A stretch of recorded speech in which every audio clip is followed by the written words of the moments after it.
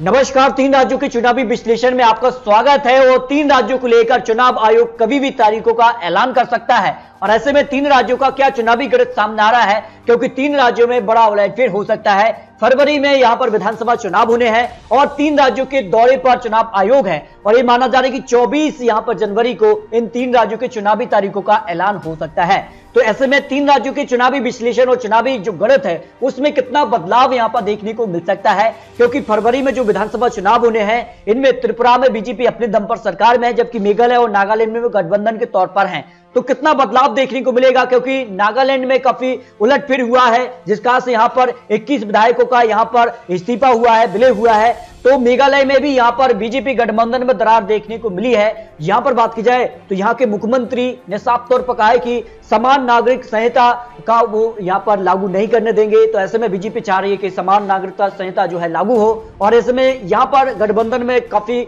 उलटफेर हो सकते हैं। तो ऐसे में क्या कुछ आंकड़ा बनेगा, क्योंकि 2023 के अंदर 9 राज्यों में विधानसभा चुनाव है और आज हम 3 राज्यों के चुनावी गणित के साथ आपके लिए कुछ महत्वपूर्ण विश्लेषण दिखाएंगे, क्योंकि मिशन 2023 की तैयारी में बीजेपी जुटी हुई है। और यहां पर मध्य प्रदेश हो, राजस्थान हो, यहां पर त्रिपुरा के दौरे पर अमित शाह भी देखने को मिले हैं। तो ऐसे में क्या कुछ आंकड़ा बनेगा त्रिपुरा को लेकर? मध्य प्रदेश में प्रधानमंत्री मोदी जी की जनसभा हो चुकी है, ऐसे में कितना अंतर यहां पर देखने को मिलता है, कितना किसको फायदा होगा, क्योंकि कांग्रेस भी भारत जोड़ो यात्रा के जरिए कहीं ना कहीं यहां पर जो विपक्ष के नेता हैं उनको जोड़ने का काम करती नजर आ रही है। तो कितना फायदा उनको मिलेगा, क्या उनकी वापसी होगी? 3 राज्य के चुनावी परिणाम भी काफी महत्वपूर्ण हो जाते हैं, ये तय करेंगे कि आने वाले विधानसभा चुनाव और लोकसभा चुनाव के लिए क्या कुछ आंकड़ा बनेगा। क्या क्षेत्रीय पार्टी का ही दबदबा रहेगा या फिर बीजेपी कांग्रेस में कड़ी टक्कर देखने को मिलेगी? 3 राज्यों के चुनावी विश्लेषण में शुरुआत करते हैं त्रिपुरा को लेकर। त्रिपुरा की अगर बात की जाए तो कुल यहां पर 60 विधानसभा सीटें और 2 लोकसभा सीटें आ जाती हैं। तो क्या यहां का आंकड़ा हो सकता है एकदम से यहां पर बदलाव देखने को मिलता है? यहां की जनता जो है 5 साल में सरकार बदल देती है, तो ऐसे में क्या कुछ आंकड़ा रहेगा? 2013 के आंकड़ों में बीजेपी 0 सीट थी और कांग्रेस को 10 सीटें थी, सीपीएम 48 सीटों पर जीत मिली थी। लेकिन 2018 में यहां बड़ा उलटफेर देखने को मिला। भारतीय जनता पार्टी ने 35 सीटों पर जीत हासिल करके सीधे तौर पर त्रिपुरा में अपनी सरकार बना ली, जबकि कम्युनिस्ट पार्टी आपको केवल 16 सीटों पर सिमट गई, 48 सीटों से घटकर।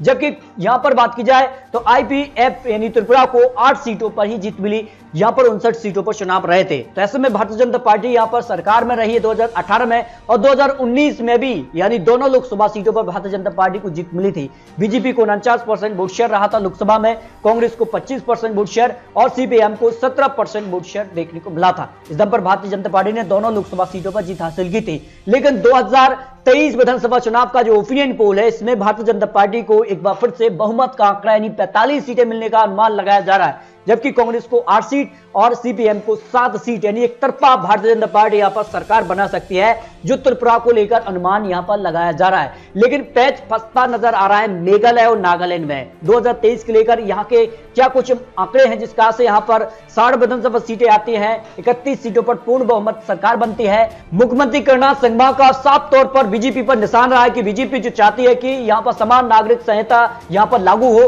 तो इसको यहां पर मेघालय में लागू करने का वो यहां पर इसको गलत ठहराते हैं। तो इस प्रकार से गठबंधन में यहां पर बड़ी दरार देखने को मिल सकती है। 2018 चुनाव की भी बात की जाए तो यहां पर कांग्रेस को सबसे ज्यादा 21 सीटों पर जीत मिली थी, जबकि एनपीपी पार्टी को यहां पर 20 सीटें, यूडीएफ को 6, पीडीपी को 4 और बीजेपी को 2 सीटों पर जीत मिली थी। तो क्या यहां का आंकड़ा बन सकता है, क्या कांग्रेस को इसका फायदा मिल सकता है? तो इसके लिए लोकसभा 2019 की भी आंकड़े आपको दिखाते हैं। तो कांग्रेस को यहां पर 1 लोकसभा सीट पर जीत मिली थी, एनपीपी को यहां पर 1 सीट। देखिए यहां पर बात कीजिए तो कांग्रेस ने यहां पर 48% वोट शेयर हासिल किया था, जबकि एनपीपी पार्टी को यहां पर 22% वोट शेयर मिला था।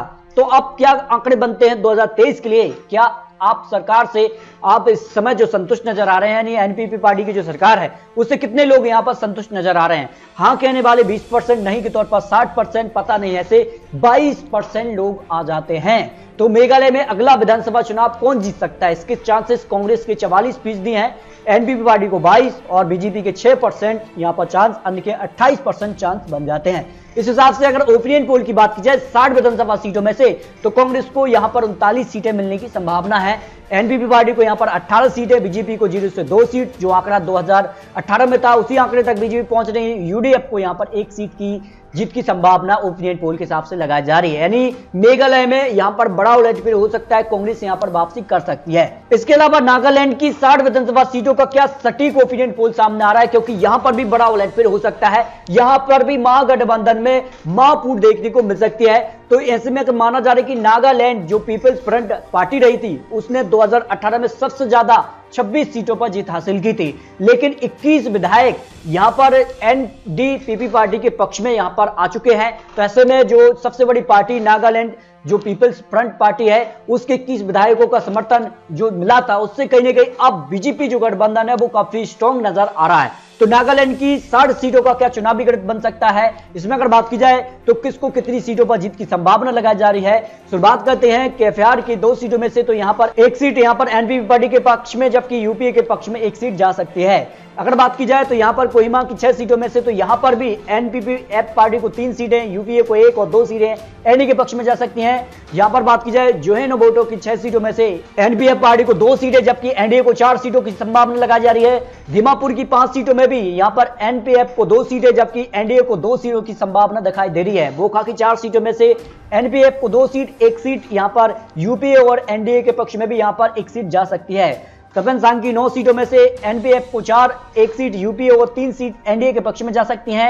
यहां पर बात की जाए तो पेरेंट्स की 2 सीटों में भी यहां पर एनपीएफ को दोनों सीटों पर जीत की संभावना यहां पर एनडीए के बीच कड़ी टक्कर देखने को मिल सकती है। मोको कचुआंग की 10 सीटों में एनपीएफ को 5, यूपीए को 1 और 3 सीट एनडीए 1 सीट अन्य के पक्ष में जा सकती है। मौन की 9 सीटों में भी यहां पर एनपीएफ को सबसे ज्यादा 5 सीटें, लेकिन अब यहां पर नुकसान होने की संभावना दिखाई दे रही है, जिस कारण से उनके 21 विधायकों का रुझान हुआ है।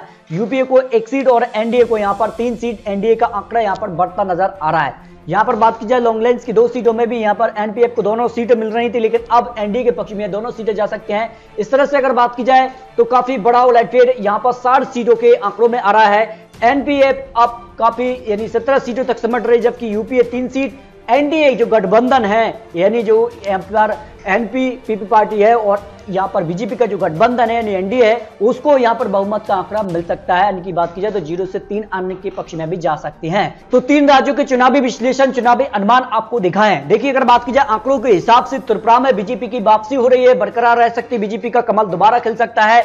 लेकिन मेघालय में यहां पर झटका लग सकता है, मेघालय में कांग्रेस की वापसी हो सकती है, जबकि नागालैंड में यहां पर बीजेपी और यहां पर एनडीपी जो पीपी पार्टी है उसकी सरकार बरकरार रह सकती है। तो इस तरह से अगर बात की जाए तो काफी बड़े उलटफेर यहां पर देखने को मिल सकते हैं। तो आपको क्या लगता है 3 राज्यों की चुनावी गणित के हिसाब से कहां किसकी बन सकती है सरकार, इस पर अपने राय बॉक्स में जरूर रख सकते हैं, क्योंकि आपको बता दें ये चुनावी आंकड़े चुनावी अनुमान है। आने वाले वक्त में किस प्रकार के गठबंधन होते हैं, किस प्रकार के चुनावी वादे होते हैं, इसके बाद ये आंकड़े बदल भी सकते हैं। तो आपको अपनी राय कमेंट बॉक्स में जरूर रखनी है इन 3 राज्यों में किसकी कहां बन सकती सरकार, क्योंकि इन चुनावी नतीजों के बाद यहां पर मध्य प्रदेश, यहां पर राजस्थान, छत्तीसगढ़ में भी विधानसभा चुनाव होंगे, इस पर काफी असर यहां पर देखने को मिल सकता है। तो दोस्तों मिलते हैं और लेटेस्ट और महत्वपूर्ण विश्लेषण के साथ, तब तक के लिए जय हिंद, जय भारत।